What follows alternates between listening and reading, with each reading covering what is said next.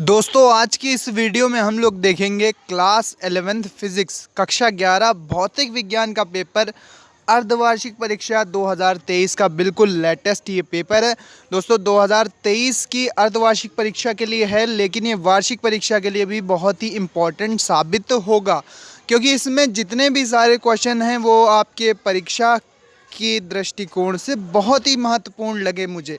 तो इन प्रश्नों को अगर आप तैयार करते हो तो आपकी अर्धवार्षिक और वार्षिक परीक्षाओं की तैयारी अच्छी हो जाएगी।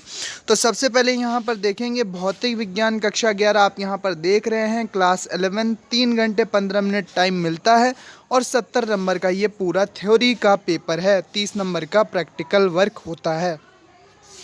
यहाँ पर आप पढ़ पाएंगे कि सभी प्रश्न अनिवार्य हैं, सभी प्रश्नों के लिए निर्धारित अंक उनके सामने लिखे हुए हैं। पहले खंड का है खंड आ है बहुविकल्पी प्रश्न। तो यहाँ पर जितने सारे भी बहुविकल्पी प्रश्न पूछे गए हैं यहाँ पर आप बहुविकल्पी प्रश्न देख पा रहे होंगे। दोस्तों अभी मैं आपको यहाँ पर पूरा पेपर जल्दी से दिखा देता हूँ, इसके बाद मैं इसका सॉल्यूशन भी बनाऊँगा, जल्दी ही प्रोवाइड कराया जाएगा वो एग्ज़ाम्स विद MS चैनल पर। तो चैनल को सब्सक्राइब ज़रूर कर लीजिए। तो यहाँ पर देख सकते हैं आपकी बहुविकल्पी प्रश्न कितने पूछे गए हैं, यहाँ पर देख सकते हैं आप। यहाँ पर 5 बहुविकल्पीय प्रश्न पहले ही पेज पर पूछ लिए गए हैं। अब चलते हैं हम नेक्स्ट पेज पर। तो दोस्तों ये है पेपर का दूसरा पेज और यहाँ पर कुल 6 बहुविकल्पीय प्रश्न पूछ लिए गए हैं पूरे पेपर में। अब बात करते हैं यहाँ पर खंड बा की, जिसमें 1-1 और 2-2 नंबर के प्रश्न आपको देखने को मिलेंगे। सबसे पहला प्रश्न है कि मूल मानकों, यहाँ पर मानक नहीं होगा मात्रक होगा, मूल मात्रकों के नाम लिखिए। मूल मात्रक कौन कौन से होते हैं? बहुत सरल प्रश्न है ये, 1 नंबर का क्वेश्चन। ताक्षणिक वेग की परिभाषा लिखिए, केवल ताक्षणिक वेग की परिभाषा लिखना है, तो इसके लिए भी आपको 1 नंबर दोस्तों मिल जाएंगे, 1 नंबर मिल जाएगा। इसके बाद अगला प्रश्न है दोस्तों, प्रक्षेप के उड्डयन काल का सूत्र लिखिए। बहुत सरल सूत्र होता है प्रक्षेप के उड्डयन काल, परास और दोस्तों जो उसका आवर्त काल होता है, इन तीनों के सूत्र आपको ज़रूर याद होंगे। तो उड्डयन काल के लिए सूत्र लिख दोगे तो यहाँ पर 1 नंबर आपको मिल जाएगा। इसके बाद अभिकेंद्र बल किसे कहते हैं? अभिकेंद्र बल सेंट्रीपेटल फोर्स, ये भी इसकी परिभाषा लिखनी है, 1 नंबर मिलेगा। यांत्रिक ऊर्जा की परिभाषा लिखोगे, इसके लिए भी 1 नंबर मिलेगा। बिना फिसले लुढ़कते हुए पिंड की कुल गतिज ऊर्जा का व्यंजक लिखिए। बिना फिसले लुढ़कते हुए पिंड की कुल गतिज ऊर्जा का व्यंजक आप लिखोगे, इसके लिए भी आपको 1 नंबर मिलेगा। अब खंड सा की बात करते हैं। तो खंड सा में 2-2 नंबर के क्वेश्चन हैं। तो पहला क्वेश्चन है, गुरुत्वीय त्वरण G के मान में परिवर्तन किन किन बातों पर निर्भर करता है? गुरुत्वीय त्वरण G के मान में परिवर्तन किन किन बातों पर निर्भर करता है? इसके बाद किसी पिंड के जड़त्व आघूर्ण से क्या तात्पर्य है? ये 2 नंबर का प्रश्न है, किसी पिंड के जड़त्व आघूर्ण से क्या तात्पर्य है? अगला प्रश्न है हमारे पास, संरक्षी बलों की विशेषताएं लिखिए। ये भी 2 नंबर का प्रश्न है, 2 नंबर का क्वेश्चन है। इसके बाद एक पिंड खुरदरे क्षैतिज तल पर 2 मीटर पर सेकंड स्क्वायर के मंदन से गति कर रहा है, पिंड तथा तल के मध्य घर्षण गुणांक ज्ञात करो। 2 नंबर का ये न्यूमेरिकल पूछा गया है, ठीक है। घर्षण गुणांक निकालना है। फिर से मैं पढ़ के बताता हूँ आपको कि एक पिंड खुरदरे क्षैतिज तल पर 2 मीटर पर सेकंड स्क्वायर के मंदन से गति कर रहा है, पिंड तथा तल के मध्य घर्षण गुणांक ज्ञात करो। अब खंड दा की बात करते हैं। तो खंड दा यहाँ पर आप देख रहे हैं। खंड दा में कितने प्रश्न हैं? पहला प्रश्न है कि एक वृत्त की त्रिज्या के मापन में 1.5% की त्रुटि होती है, 1.5% एरर आती है, तो उसका क्षेत्रफल ज्ञात करने में अधिकतम प्रतिशत त्रुटि कितनी होगी? एक वृत्त की त्रिज्या ज्ञात करने में कितनी त्रुटि आती है? 1.5%, तो उसका क्षेत्रफल ज्ञात करने में कितनी प्रतिशत त्रुटि आएगी? 3 नंबर का ये न्यूमेरिकल है। इसके बाद है, 2 वेक्टरों के स्केलर गुणनफल से आप क्या समझते हैं? 2 वेक्टरों के स्केलर गुणनफल से आप क्या समझते हैं? इसका सूत्र लिखिए। 2 वेक्टरों के स्केलर गुणनफल से आप क्या समझते हैं? इसका सूत्र लिखो।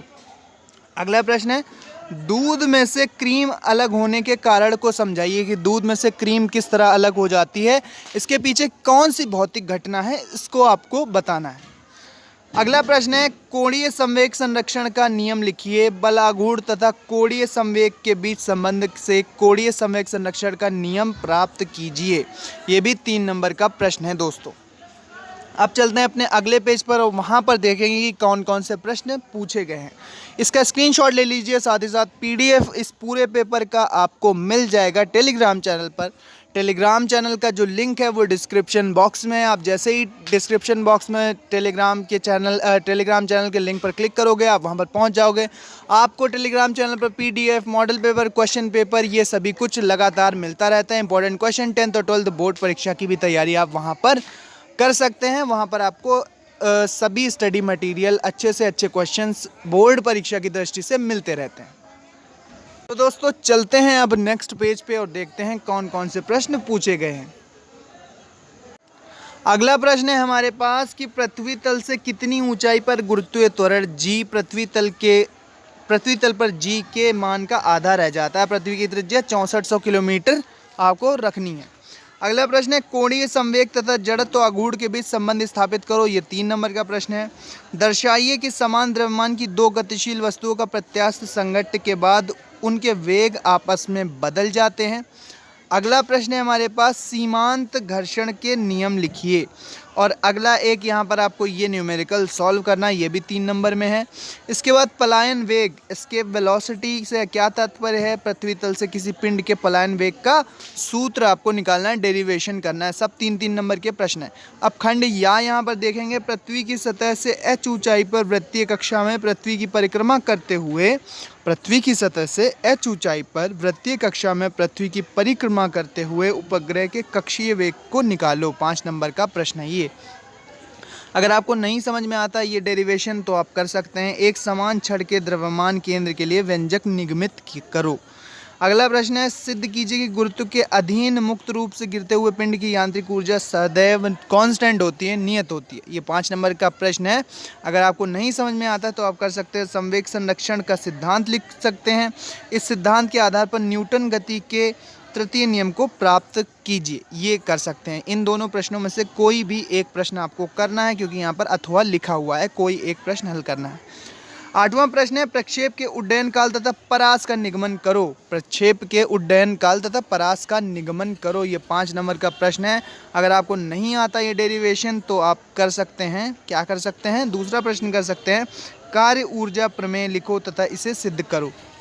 कार्य ऊर्जा प्रमेय, वर्क एनर्जी थ्योरम आप प्रूव कर सकते हो। उसका डेरिवेशन करोगे तो आपको 5 नंबर मिल जाएंगे। कोई एक प्रश्न यहाँ पर भी आपको करना है इन दोनों में से।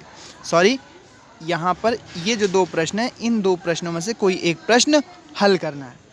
अगला प्रश्न है प्रश्न संख्या 9, क्वेश्चन नंबर 9। एक प्रक्षेप का ऊर्ध्वाधर तल के प्रक्षेप पथ y बराबर ax minus b x square है, जहाँ a और b नियतांक तथा x और y प्रक्षेपण बिंदु से प्रक्षेप की क्रमशः क्षैतिज तथा ऊर्ध्वाधर दूरियां हैं। प्रक्षेप द्वारा अर्जित महत्तम ऊंचाई तथा क्षैतिज कोण ज्ञात कीजिए। प्रक्षेप द्वारा अर्जित महत्तम ऊंचाई जो हाइट मिलेगी वो निकालना, क्षैतिज कोण निकालना। ये दोनों आप निकाल दोगे, आपको 5 नंबर मिल जाएंगे। अथवा में एक और क्वेश्चन यहाँ पर दिया है, अगर आप नहीं कर पाते हो वो वाला प्रश्न, तो यहाँ पर अथवा में दिया गया है, पृथ्वी के समीप परिक्रमा कर रहे उपग्रह की बंधन ऊर्जा का सूत्र निकालो। पृथ्वी के समीप परिक्रमा, तो इस पेपर से आपको आइडिया लग गया होगा कि किस तरह के डेरिवेशन क्लास 11th में हाफ ईयरली और ईयरली एग्ज़ाम में दोस्तों पूछे जाते हैं। इस पेपर से आपको ज़रूर आइडिया लग गया होगा।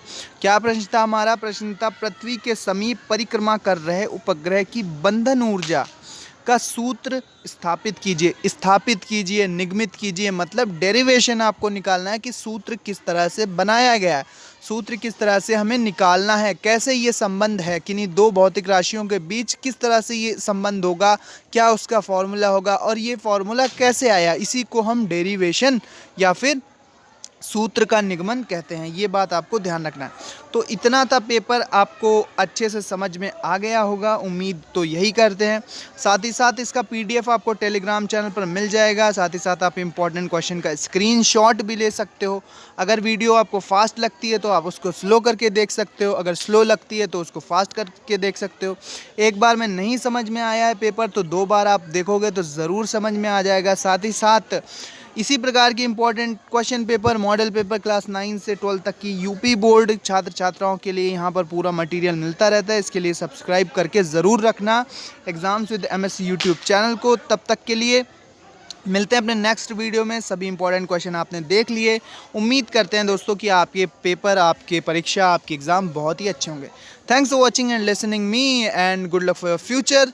सब्सक्राइब ज़रूर करना इसी प्रकार के इंपॉर्टेंट वीडियोज़ के लिए।